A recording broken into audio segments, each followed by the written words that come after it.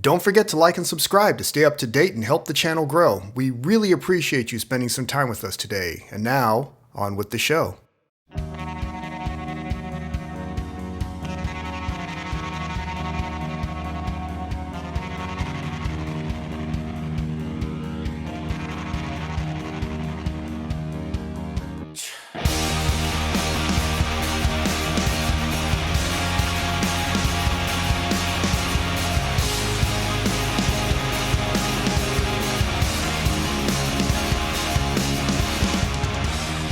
You are listening to the Narrated, Not the Popular Opinion with the one and only Gray.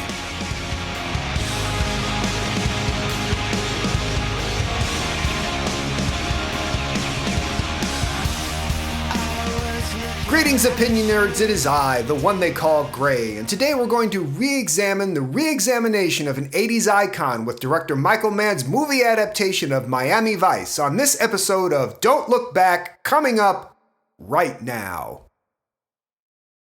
You know, more often than not, the difference between failure and success is little more than a matter of intent, opinion nerds. There are few, if any, television shows considered more representative of the 1980s than NBC's Miami Vice. Created by Anthony Yerkovich and brought to life by Michael Mann Productions, the show has become one of the most recognizable and parodied artifacts of the decade, and a lot of this is due to the very superficial relationship the audience seems to maintain with it. Though video games like Grand Theft Auto Vice City, music videos, and pop culture garbage dumps like Family Guy help keep the image of the show alive, there are many people who have either forgotten or simply don't know because they weren't actually there, that beneath the pastel shirts and cotton jackets, boat shoes with no socks, blistering neon lighting, and alligator guard dogs, there was a genuinely dramatic series about the lives of cops doing some of the most dangerous work in their business. It's a premise not inexorably tied to its execution, but the execution became a brand, and brand identity is dangerous to mess with. Though undoubtedly toyed with over the years, any attempt to update the Miami Vice concept was going to face a stiff uphill battle against the forces of nostalgia. But such was the mission Michael Mann undertook when seeking to transform the dated cop drama into a high-tech modern cinematic procedural. The question was always going to be, what would the audience accept? Was Miami Vice an idea that could be transformed to find new life, or was it nothing more than an icon of a bygone period? Miami Vice was often more melodrama than drama, but many of the show's memorable elements served a greater purpose than simply being 80s chic. Most cop dramas typically took place in large metropolitan areas like New York or Chicago in gritty urban squalor, far away from the stylish nightlife and sexy sunset beaches of Vice's Florida setting.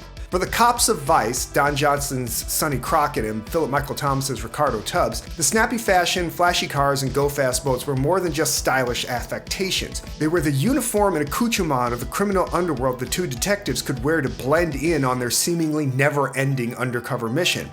Though he never directed an episode of Vice, as executive producer, Mann had a heavy hand in the crafting of how the material was presented, and it's obvious that, at least early on, the show displayed many of the hallmarks of his provocative visual style. Even the iconic music lodged in the floppy disk memories of analog synth lovers served a very real purpose, as it was, at the time, the cutting edge of music production, and the show frequently featured many artists considered somewhat avant-garde, at least within the pop world. This gave the show an edge and an appeal to an audience already being transported by the imagery of early MTV. This series premiered in 1984, just 3 years after the trend-setting network blasted onto cable. In fact, the show was pitched either to the studio or to the creator, the stories vary, as MTV Cops. The entire image of the show was meant to be one of people out on the bleeding edge, a cool but dangerous hipness most of the audience could only dream of being near, brought right into your living rooms every Friday night.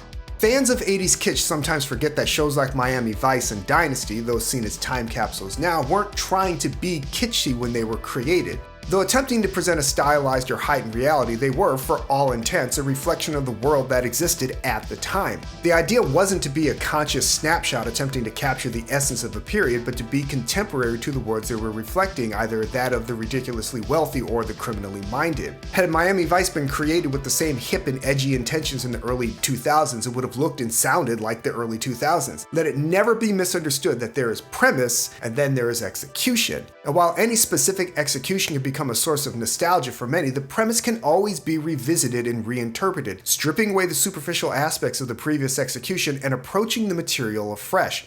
For the 2006 big screen adaptation of Miami Vice, director Mann's intention was not to create a movie version of Miami Vice, the TV series that played on an emotional or pop culture memory of that specific presentation, but to look at the core of the premise and ask how he would make a film from that in the early 2000s. The question he had to tackle was, beyond the Trapper Keeper glamour and lunchbox allure, what really was Miami Vice as an idea?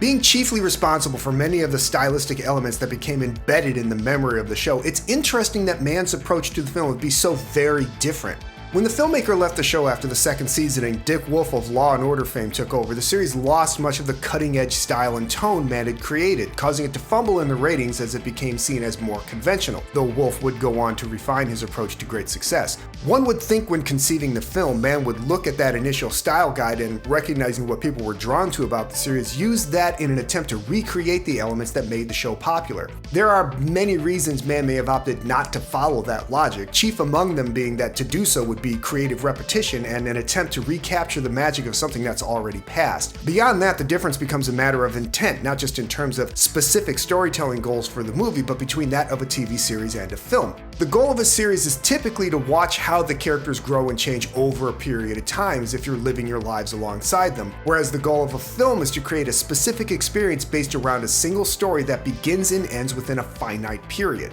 Miami Vice, the series, was a specifically stylized attempt to have an audience spend time with characters who were undercover cops to see how the job affected their lives over the long term. Miami Vice, the movie, was a more realistic attempt to have the audience join the characters and experience some of what it's like to be a cop working undercover at the highest level.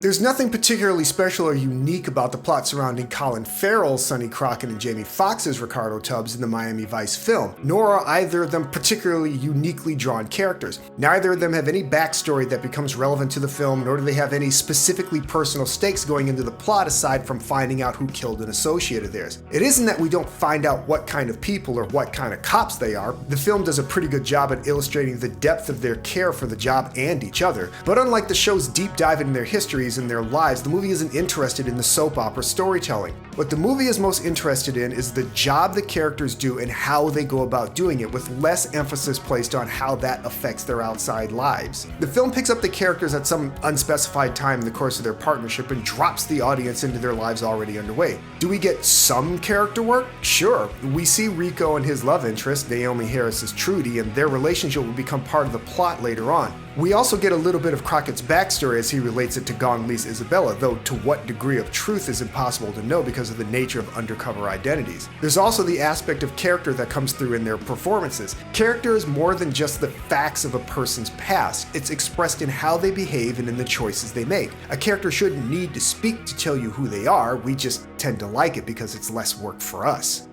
Crockett and Tubbs are the audience's way into the true star of the film. The depiction of the job with an emphasis on realism the show could be charitably described as lacking. This emphasis on a natural reality extended to the digital photography that Mann and DP Dion Beebe had begun to use on the director's 2004 Tom Cruise starring Collateral, but which Mann had begun to experiment with on his 2001 biopic Ali.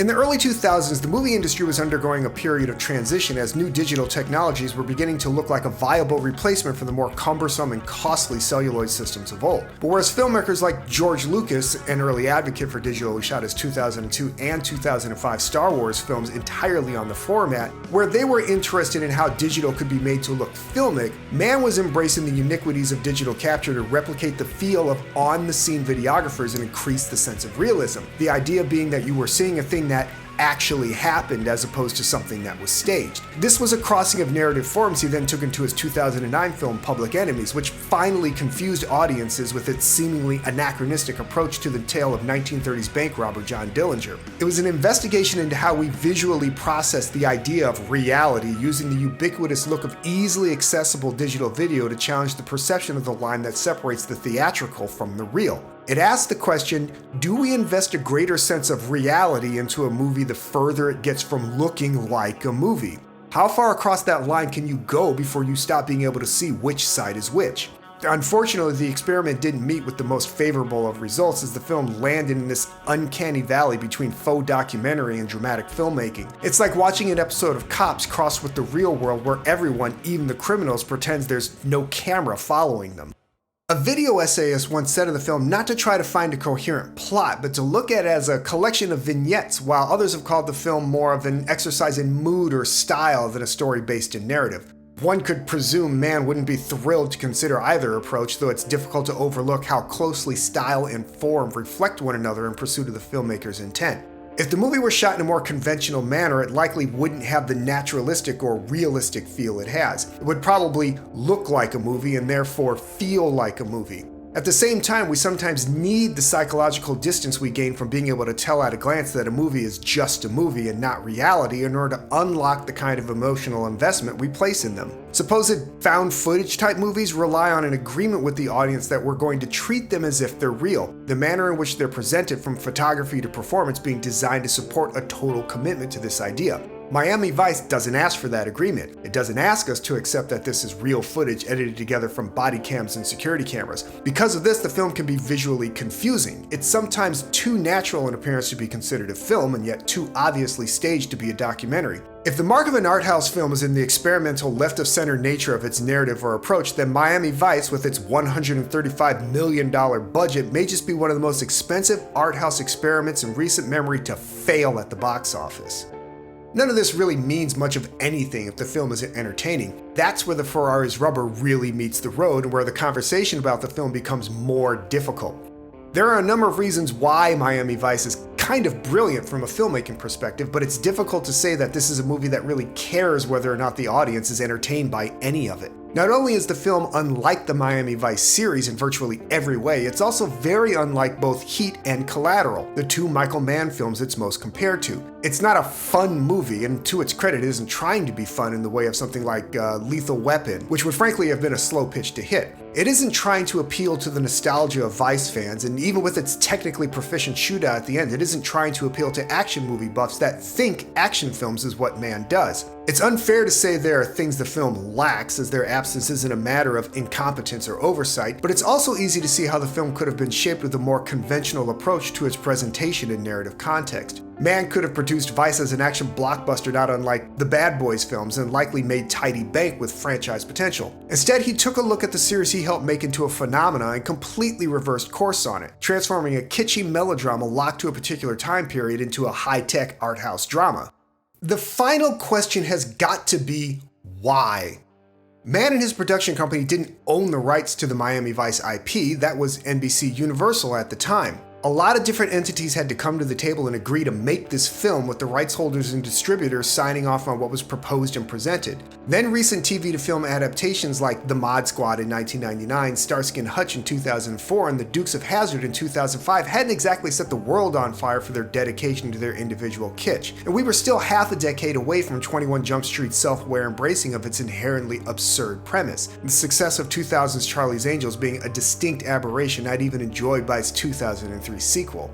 Perhaps the studio felt that playing the material straight and pairing it with a couple of hot talents was the best path for renewing interest in their dated 20-year-old franchise. Mann's dedication to realism led the film to costly budget overruns and tension with his performers. Actor Colin Farrell is even quoted as saying he feels the film failed to take an opportunity to play more on the relationship between the characters, not necessarily as the series had, but in line with a film that was more about the emotional aspects of undercover work and less about the technical. Even beyond its financial disappointment, it's difficult to call the film any kind of success. It wasn't loved by either critics or audiences, and its artistic reappraisal in recent years hasn't exactly moved the meter in any substantive way. Yet it's hard to deny there's something about the film that's genuinely compelling. A part of that may be the what if Miami Vice but real approach. Police procedurals have become more the norm on TV these days, but they're still all driven by the sometimes tiring drama of their characters' lives. So perhaps Vice's dedication to procedure over pathos offers the audience a change to having to pretend they actually care about the lives of these fictional people. As far as its impact on the industry, like the Star Wars films a couple years previous, the razor-sharp resolution and lack of grain would come to be so ubiquitous in its unfilmic look that shooting on celluloid began to look like a dated, noisy mess in comparison. While video's available immediacy and small form factor equipment changed not only how films look, but how they're made. It's not hard to draw a line between Mann's approach to vice in a film like Chloe Zhao's Nomadland, a drama which blurs the lines between cinema and documentary in pursuit of naturalism. Other films may not have taken the approach quite as far as Mann, but films like Miami Vice and Public Enemies began to prep the audience for a new way of seeing movies and, more interestingly, prestige television, even if they didn't know it. If Mann's intent was to see how much the technology allowed him to chip away at the wall between reality and cinema, it might be worth reevaluating how successful he ultimately was. The television incarnation of Miami Vice was a contemporary work now locked to its place in time, and it would appear that Mann didn't want to simply update the fashion and swap out the 80s Eurocentric synth-pop for early 2000s hip-hop. Instead, Mann shifted perspective on the material, taking the basic premise of two undercover vice cops in Miami and pursuing an entirely different kind of experience while entertaining a novel visual approach that, even in the age of digital movie making, is still kind of outside the norm. It's unclear if Mann was purposely challenging nostalgia or if the allure of the Vice IP was simply a way for him to get funding so he could play with some new gear, but whatever the case, the director took no shortcuts in pursuit of the experience, and Miami Vice played as close to reality as he could make it. The Miami Vice seared into pop culture memory may only be seen for its nostalgic value, but its core premise is the same as the films. Being able to see the same storyteller tackle the same premise to such wildly different effects provides an interesting investigation into what we as an audience sometimes value. The film may not live up to the legacy of the series, but as long as you understand that going in, you may just uncover something special in the air tonight.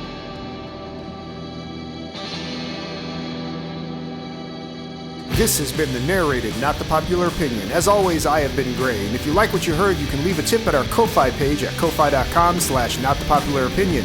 You can follow us on Twitter at @only_Gray, and don't forget our main page at notthepopularopinion.wordpress.com, where you'll find more great articles just like this. Thanks again for listening, and remember, if you're as good to others as you are to yourself, we might just make it through this mess. See ya.